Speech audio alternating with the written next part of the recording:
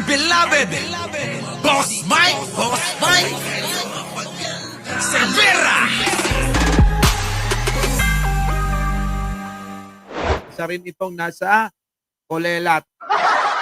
Oo, nandun sama-sama sila ni Kibuloy, Marcoleta, Epe, oo, ni Willie. Naku, sama-sama sila. O, ito na. Laki ang boto ni Vice President Inday Sara Duterte. Protektahan po natin si Vice President Inday Sara Duterte. Yung 32 milyong Pilipino, wag ho kayong pumayag na nakawin ng iilang elitistang kongresista ang inyong sagradong mandato. Mahirap naman, inanakaw na lahat ng yaman natin mga Pilipino. Pati ba naman yung sagradong mandato ninyo, pananakaw pa natin. Mag-ingay ho kayo, makiisa kayo. Kita nyo, mag-ingay daw kayo. Makiisa kayo. Sumama kayo.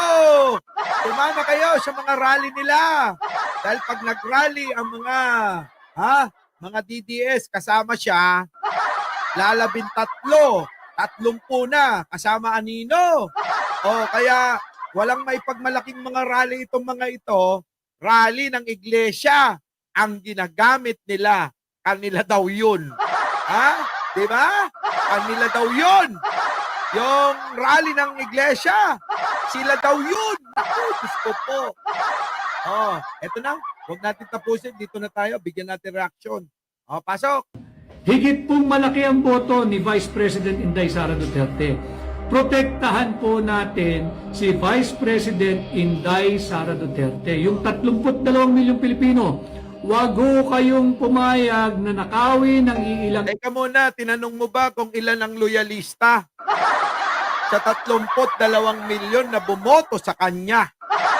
Tandaan mo, nung panahon ng eleksyon, matindi ang labanan sa pagkapangulo. Yung pagka-vice-presidente, dahil ang boto ni Pangulong Bongbong at mga nasilaw noon ni Digong, yun yung naging boto niya. Kita nyo mga kababayan? Tapos ipanangangalandakan, malaki daw ang boto. Nino, boto mo. Hey! Diba? Mga kababayan, hindi niya yata na alam. Akala ko ba ikaw ang dahilan ng pagkapanalo niya ni Pangulong Bongbong? Hindi mo yata alam talaga o fake news ka rin isa ka pa. Kasi mga kababayan, ganito yan. Ang boto noon ni Pangulong Bongbong, ilan lang silang nagtatalo-talo doon, magkakalaban. At hindi matunog yung ilan doon. Kundi si Leni at si Pangulong Bongbong lang. Kita nyo mga kababayan. At nung panahon niyan, walang malakas na kalaban. Sino? Si Sara Duterte. Diba? Kaya kung tutuusin ang pinakamalaking boto dyan, si Pangulong Bongbong. Kung ang basihan ay pinakamalaking boto at dapat yun ang protektahan, dapat ang pinoprotektahan si Pangulong Bongbong yun. Si Sara, sinuportahan ng loyalista. O gusto nyo mag-eleksyon ngayon? Ewan ko kung manalo pa yan. Sino? Si Sara? Bagsak na. Halos wala na nga sa kalahati. Diba? Wala na sa kalahati.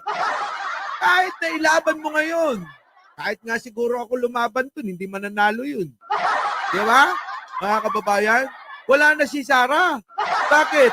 Nabisto na kung ano talaga pagkatao niya. Ano talaga yung kanyang kakayanan bilang leader ng bansa. Malabo. Kung noon nag-a-attend lang si Sara sa mga debate, malamang hindi nyo binoto yon. Diba? Malamang hindi nyo binoto yon. Bakit? Natandaan nyo bang dumalo kahit minsan si Sara ng debate?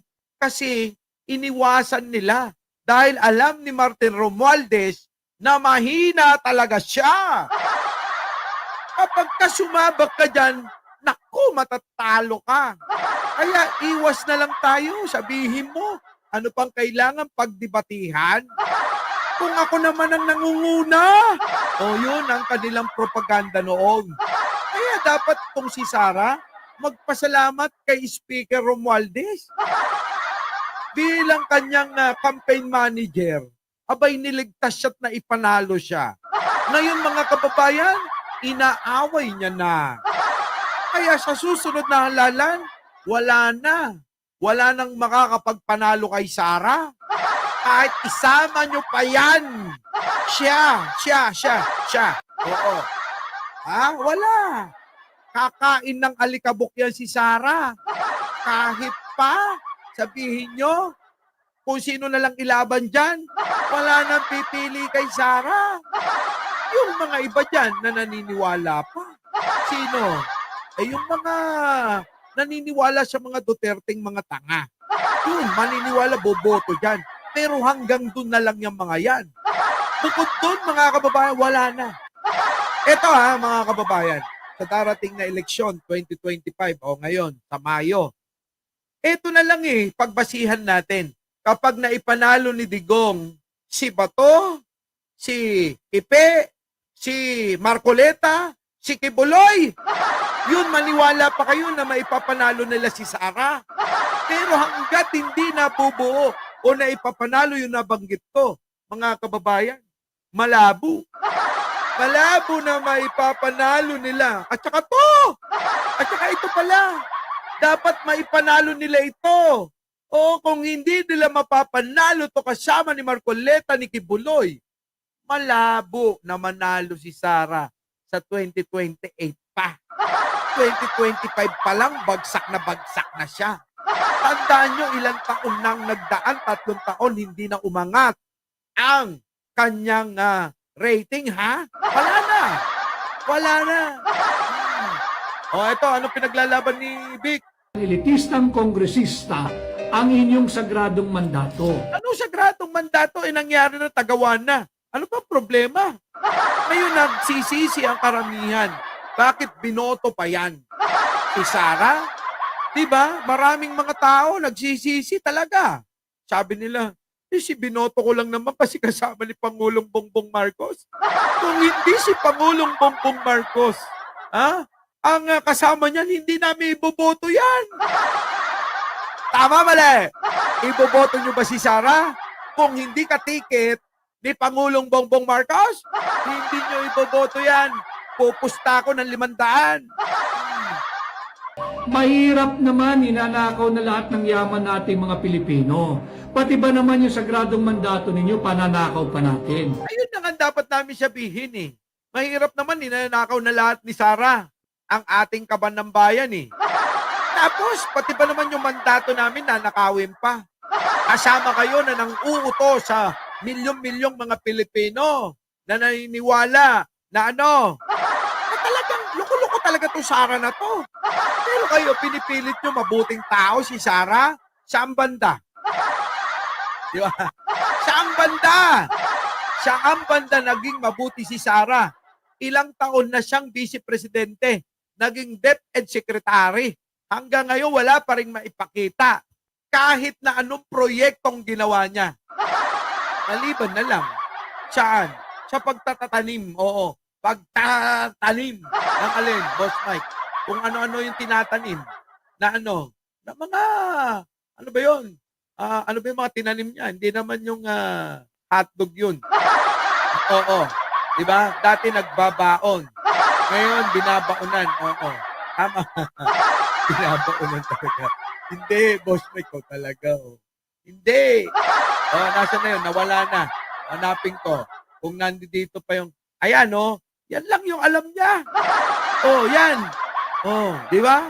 Yan ho. Yung proyektong ginawa niya habang nagtatanim ng isang puno, may alalay pa. Di ba? Nagbabaon ng puno. Di ba? Parang tayo Dati binabaonan kayo ng hotdog. Nung nagkuleho kayo, kayo na binabaonan ng hotdog. Di ba? Yan na. Yan lang alam niyan. Big Rodriguez, ano pa? Pasok. Makiisa kayo at iparamdam ninyo na Inutusan pa tayo mag-ingay. Mag-ingay tayo para tulig sa si Sara. Nasaan na mga pinagnanakaw niya? Ganon! Di ba? Sara, magpaliwanag ka. Hanggang ngayon, hindi pa namin makita. Hindi mo pa rin nasasagot kung saan napunta ang confidential fund na ginamit mo ang mga chicherya. Diba? Hindi kayo sang-ayon sa patuloy na pagnanakaw. At yung kay MJ Cruz, yun po ang Hindi talaga kami sang-ayon. Sino ba sumang-ayon sa pagnanakaw? Yung inyong daladala, Vic Rodriguez, puro akusasyon lang. Ni minsan hindi kayo nagpakita ng ebidensya. Na totoo ha, meron silang pinakitang ebidensya, peke pa. Kaya ang sabi ni Pangulo, fake news yan. Sinungaling, si Digong, sabi niya. Diba? Yan yun eh. Gusto ko naman, napakadali lang nung unawain eh.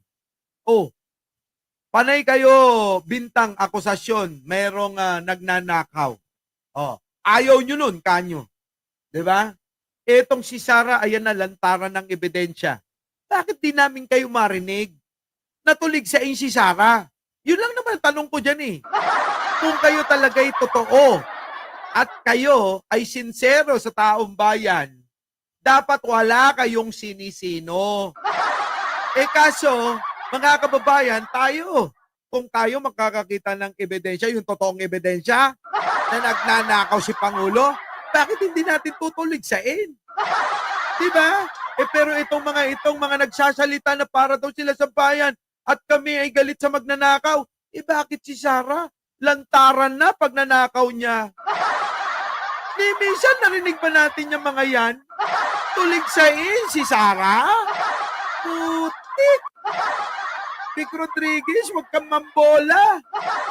Yung pambobola mo, laos na.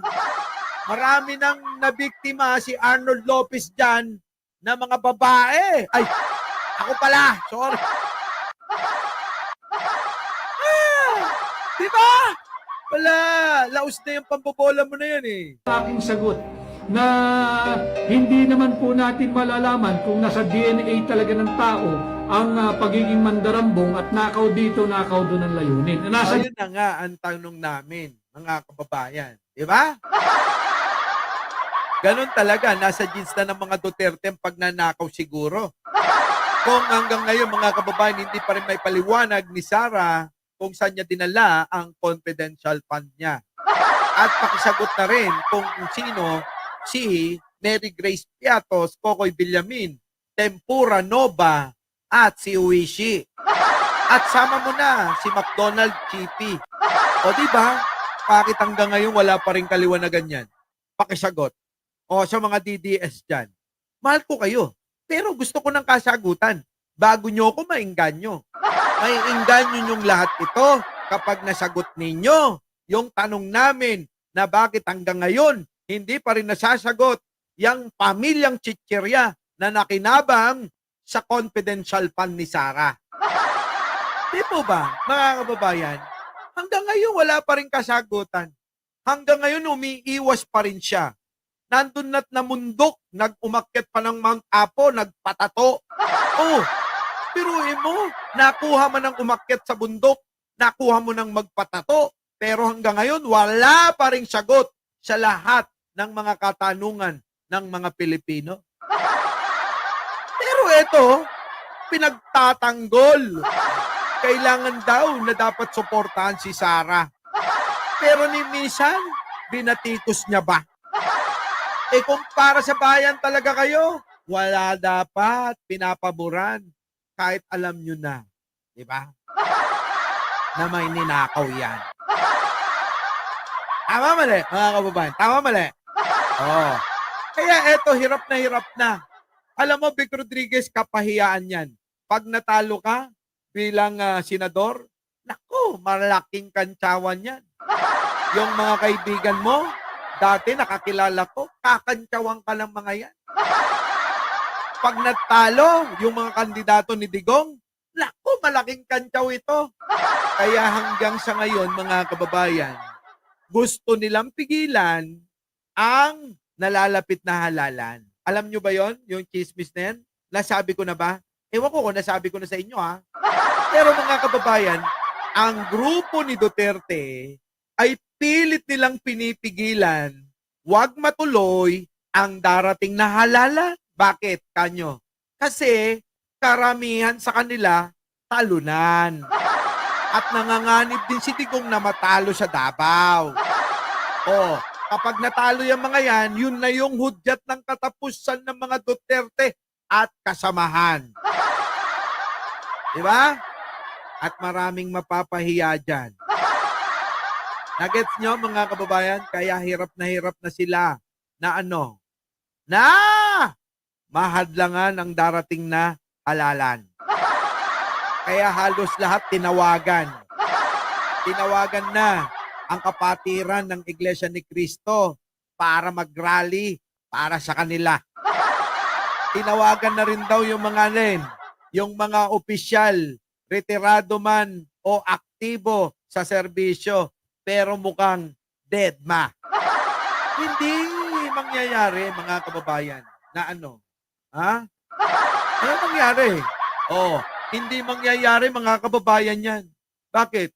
Aba, isusugal ng mga opisyal yung kanilang karangalan para kay Digong? Si Digong na malapit ng maibaon? Naibaon sa limot. Bakit? Malapit ng matalo eh. Diba? Our beloved Boss Mike Cervera.